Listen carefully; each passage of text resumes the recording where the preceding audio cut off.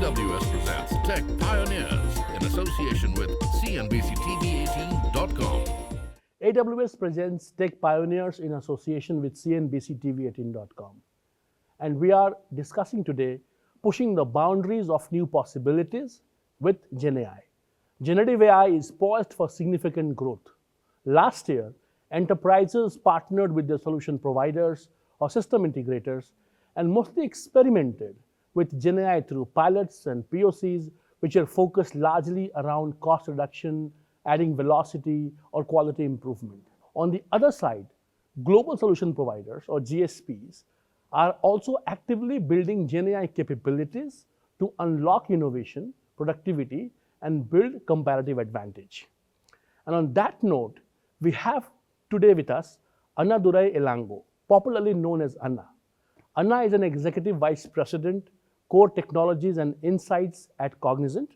Anna leads end-to-end value chain across strategy, offerings, solutions, partnerships, capabilities, and delivery of cloud infrastructure, workplace experience, cybersecurity, data analytics, and IoT practices. Welcome, Anna, to this interview series. Thank you, Amit. Thanks for having me. So, Anna, we concluded our reInvent as an event last week at Las Vegas, and we had the opportunity of hosting you over there. Let me start with asking you about what has been your experience around the reInvent. It was a fantastic experience. First of all, thank you for having me there at reInvent. It was a bit long, but it was worth every minute. Okay, so first of all, I really want to appreciate AWS for recognizing Cognizant with the two global industry partners of the award, auto, manufacturing, and retail. So it was fantastic to receive them. Also, I was personally very thrilled and excited to hear the number of new announcements, new services that were introduced there. So it was really heartening to see AWS continue to make investments in this cutting-edge capabilities, especially around the AI infrastructure and the GenAI models and the Q developer and so on. I think it is really exciting. So really enjoyed that trip. Thank you, Anna. We have been getting a lot of positive feedback and validation from customers and partners like yourself. So, Anna, Cognizant has been revolutionizing generative AI and you are leading with your AI-first strategy, right? Can you tell us a little bit more about what is your vision around generative AI, and why do you think it is vital for enterprises, organizations to adopt GenAI as a part of their strategy fast? I think I'll react in two parts. Cognizant vision of GenAI is pretty simple, straightforward. So this is having an enormous potential to actually drive change in customer business, both from a productivity, experience, and efficiency, and the growth standpoint. So we could actually apply it in multiple ways, right? So Cognizant has committed nearly $1 billion of investment in developing capabilities, training, and platforms. So, and when we are doing this, we are actually looking at it in two forms. One, GenAI for business, and how do we actually improve the business processes? How do we actually bring in business insights and decision making and so on?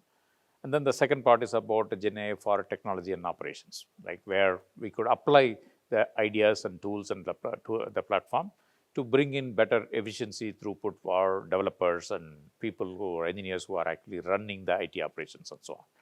I think our vision is to actually drive on both these areas, the business improvement, business insights, as well as on the technology and operations part of it. To that extent, we made a significant strides in developing platforms, investing in platforms. If you take the example of the GenAI for business, our Neuro AI for business process, a Neuro AI for enterprise AI. These are revolutionizing the way in terms of how do we actually bring this to fruition. And we are working with partners like AWS in leveraging Bedrock services and so on to take advantage of the models services that you are bringing to the table. The examples I can think of is like the healthcare industry, payer industry processes, claims processing, and the manufacturing operations. How do we actually just improvise this whole thing in a significant way? leading to sometimes even net new business models that we can actually generate out of that. Now, if you switch to the GenAI for tech and ops, I think in the short term, I think there is a huge progress movement around that tech and ops side of it, ranging from developer lifecycle, the SDLC. How do you actually drive change there? The example of Amazon Q and Q for developers. How is it actually just improvising the time to realizing value, 2x, 3x faster code development, code testing, unit test generation, code reviews, code documentation. All of that is becoming possible now. So we incorporated all of these into our platforms like the FlowSource for all the developer community. Now you take Neuro IT operations is actually taking the same concept to the run operations of client's IT footprint, right? Work Next is a huge success in Cognizant today, where we are actually taking all of these ideas to support the service engineers who actually cater to the employee experience, right? So these are all good examples, and we have few more platforms like the CDIT, which is actually how do I help accelerate the data modernization for customers, right? These are all good platforms, great platforms that are actually accelerating both the time to value as well as the efficiency throughput of how we can help drive the faster adoption of newer programs and new initiatives. Awesome. Loved the way you talked about GenAI for business and GenAI for tech and operations, and talked about how platforms are kind of crucial or pivotal to driving both of them. You talked about industry-specific sort of progresses which can be achieved across both of these sort of broad categories, and how Cognizant is kind of driving all this. So loved this. I missed to react to your second part of the question. Yes. Why companies should actually act fast? Obviously, this has that enormous potential. There is a recent study that Cognizant did with Oxford, economics, and so there is a finding that the new world, new work is actually talking about this technology is going to impact at least 80 to 90% of the people in different personas and different roles. And this potential impact of this GenAI technologies could actually be amounting to nearly $1 trillion of economic development in the next 6 years, which basically means that everybody is after this, everybody is chasing this. And if you are an enterprise, you don't want to be a laggard. You want to be the early adopter. You want to be the fast follower. If you miss the opportunity, somebody else is going to be actually just looking at disrupting your business. So definitely, don't be waiting for the best technologies and platforms. Start adopting and experimenting. Move from POC to production. Perfect. That leads me to the second question. Kind of you touched it in your answer. For an organization or a GSP or a GSI which is of global scale and especially Cognizant, massive scale, how are you really sort of working the magic to get the power of GenAI in the hands of every developer? You talked about it. You talked about how Amazon Q is enabling that, one of the tools which you are using, but would love to hear you double click on that and tell us a little bit more about how is it happening and what productivity gains do you actually expect, or what areas do you actually feel you'll see some gains? I think I would like to begin with an interesting statistics. Nearly 2 million lines of code in Cognizant today is getting generated purely using some of those developer assist tools and platforms. It's an amazing progress that we are actually seeing it. Let's dig into what is going on to actually make this tool become available to every developer within the company. We, as a leadership team at Cognizant, we started early on in doing broadly 3 different things. One, in identifying, curating, training our people, and making sure our workforce is ready for adopting some of this newer stuff. The second biggest thing is we early on identified that we can't be doing bespoke work for different customers every time inventing the wheel.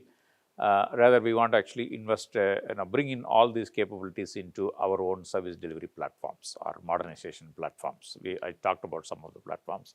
So that's a platform investment. Third, we started actually, innovating through internal programs to take this to the masses within the company and making sure that, okay, these things are, fully taken to the people so that they are able to actually absorb all of this, that the training skills, the platform skills through these programs, they can take it to the customer.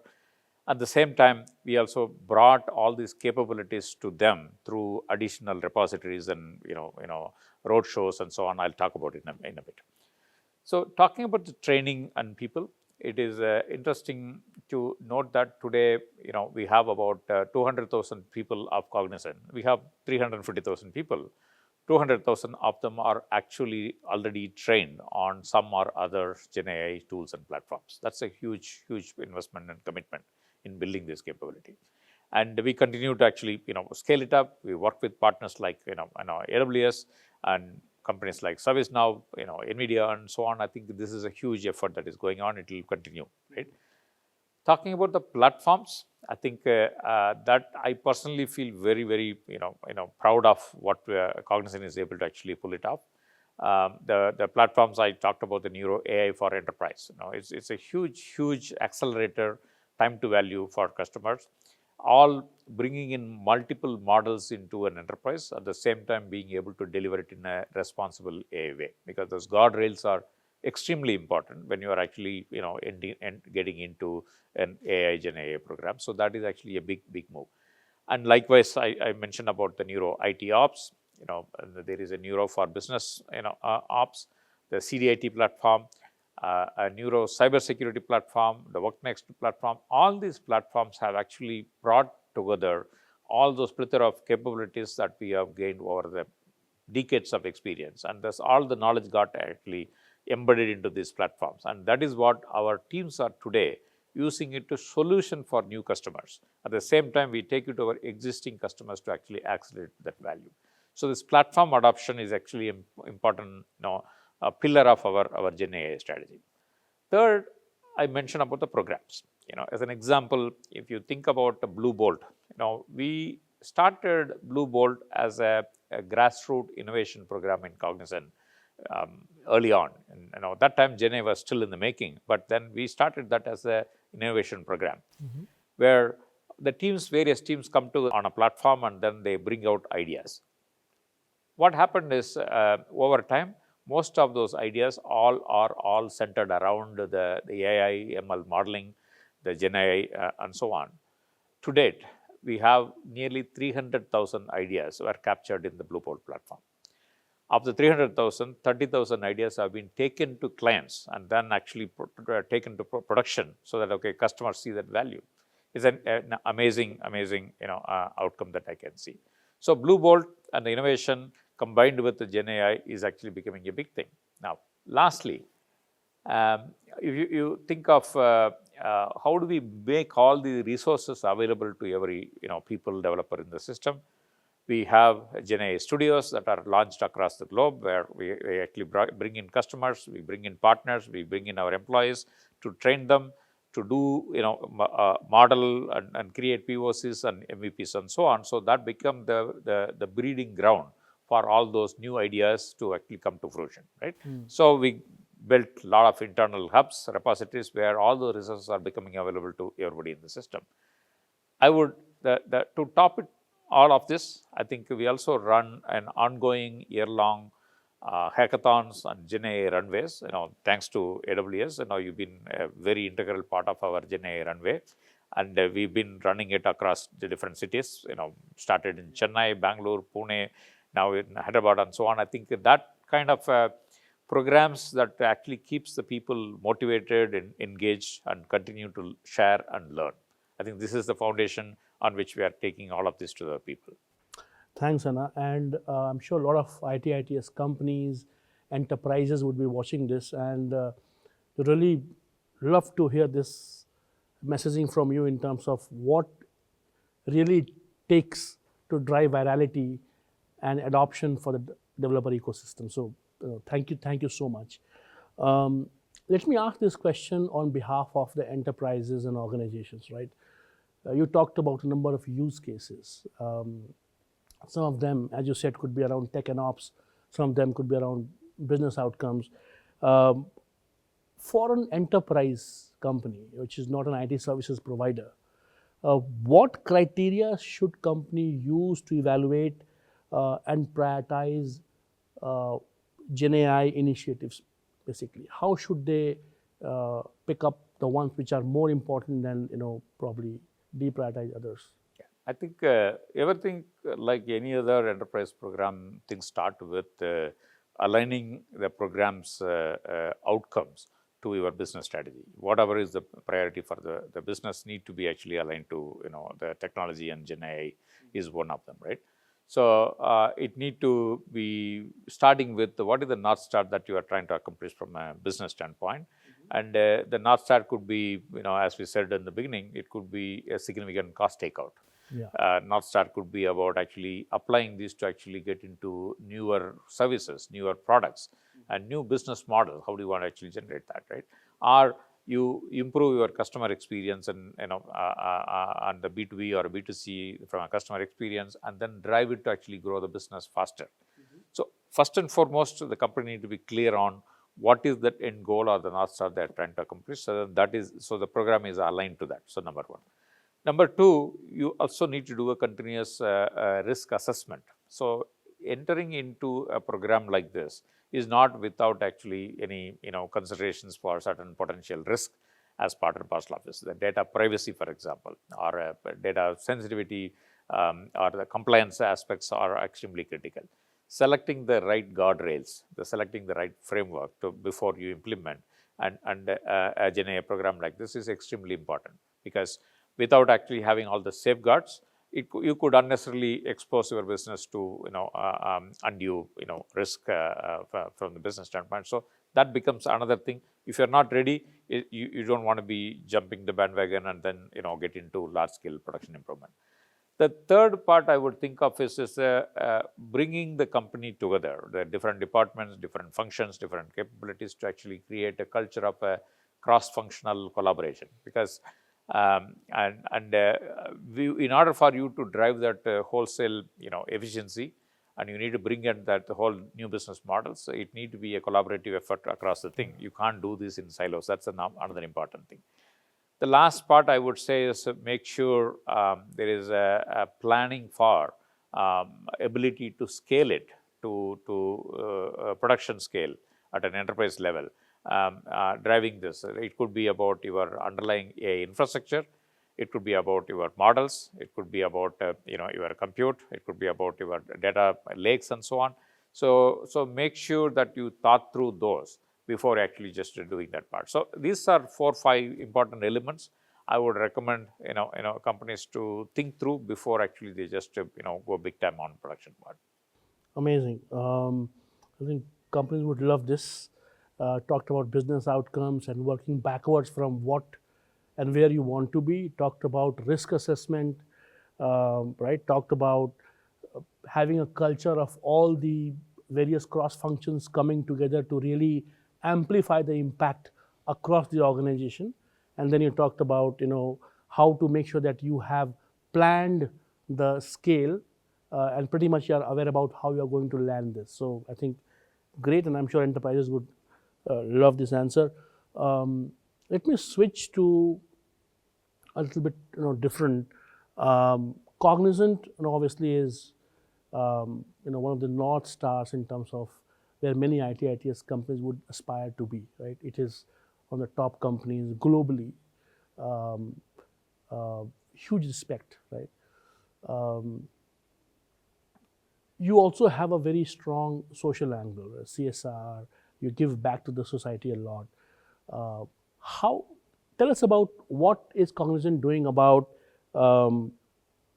nurturing and upskilling, not necessarily people within Cognizant, but in the Indian heartland or in terms of Indian students, Indian tech community around generative AI. I think you caught on to very important points. So Cognizant being a global multinational firm, but it is a heart and soul, continues to be India. But our programs are more global, so most of our STEM investments are actually happening across the board. But if you recollect, we specifically, made an announcement about our investment in the Synapse program. Yes. Where we committed to actually, train nearly 1 million, individuals on, up and coming technologies, right? So towards that, I already mentioned about the 200,000 our own people that we have invested in some of this training, and our investments in the Synapse program continue to actually scale, working with partners. There are different partners who are actually joining hands with us in actually doing that part. So we'll continue to actually develop that, further. We feel very confident, comfortable. We'll reach that 1 million, individual milestone. Now, if you really look at India per se, we are also working with industry associations like NASCAM to broaden the access to the different, communities, campuses, and different smaller, mid-sized, companies and so on. So we are actively working with the multiple institutions, both in directly helping them curate their curriculum, create the courseware and programs and so on. Two, we are working with the multiple, institutions, campuses to actually develop joint hackathons and competitive, programs and gamification and so on. Very recently, we had, nearly 200 of our regional colleges in South India actually participated in one of the hackathons that we drove. We finally, brought 50 of them to our campuses to actually showcase the great things that they're doing with the GenAI and so on. And finally, we ended up actually, awarding internships for 50 of those, people, the students who came as part of the amazing kind of talent that is coming out of this program. So it is very satisfying to actually see we not only work for our clients, but as part of the process, we are able to actually broadly impact our people development initiatives for the society and for the country. And our engagements with the campuses and other institutions will continue to actually strive to take that goal, right? So that's about the people. Yeah, well, great to hear and very inspiring. Wish that you continue to invest in that direction. On that note, right, I want my last question, but the very important one. You see, India is one of the top countries in terms of startups. It's a lot of technologists, entrepreneurs coming out from here. What is your message to these people around the opportunities and challenges which are getting presented to them from something like generative AI? No, I think the potential of GenAI is actually huge. I think there are enough studies that are actually, reports are actually coming out saying that India is one of those leading nations in actually adopting this technology. So it's actually very heartening to actually hear that part. The ecosystem in India is much broader, right? So there are a lot of core product and technology companies, MNCs, who are actually having huge GCC kind of an operations. And second is huge, services industry players, large and mid-size, in India. Now, and then there are a number of new businesses, e-business companies who are actually coming and then just, disrupting the whole business models. So I'm actually seeing a large and multi-dimensional ecosystem of companies that are evolving in India. And everyone is actually just in the, trying to actually, accelerate the speed of adoption and bringing products and services to the market, right? So my only, request or ask to the entrepreneurs who are actually doing it, don't look at GenAI as a productivity multiplier alone. And there is much more you can get out of GenAI in terms of business value, in terms of modernizing the business models, the new business revenue streams, and also revolutionize some of the traditional manual-oriented processes, and improving a huge improvement in customer experience. I think my only request is to look at this as a much broader thing rather than just looking at it as a productivity multiplier. Thanks, Anna. And that ends our conversation. It's been a lovely conversation, and I'm sure the listeners would love this conversation. There are too many takeaways from whatever we discussed and whatever we heard from you. Thank you for being on this event. Thank you. Wonderful. And thanks for having me here. And also thank you for the wonderful partnership we have with AWS. Thank you, Anna. AWS presents Tech Pioneers in association with CNBC TV18.com.